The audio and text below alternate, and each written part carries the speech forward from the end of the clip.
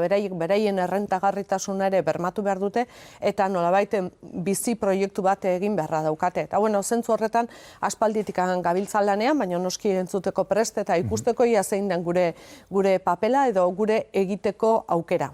Errentagarritasuna epe luzera eta nola egin bizi proiektu bat egonkorra izango dena eta etorkizuna izango duena. Jaurlaritzak egin du gauza oso oinarrizkoa dena, baina aldi berean esango nuke beste lekuetan ez duguna topatu dut da behatoki bat jartzea. Hau da, elikadura kate osoan bakoitzak ze kostu duen eta zer kostatzen zaion elikadura hori aurrera eraman ahal izatea. Jakin dezagun, erosle bezala joaten geranean supermerkatu batera, benetan prezio hori nola dagoen konposatuta. Eta inork ere dirurik ez galtzeko.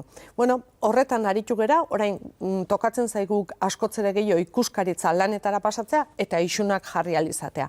Baina baita ere aztertzen ari gera, nolabait elikadura katearen legeak ze zirrikitu uzten ditun eta nola aldatu behar baldin bada, aldatu guzti horiek nolabait bermatzeko eta gure nekazariak eta abeltzainak benetan kostatzen zaiona ordainduak sentidu daitezen.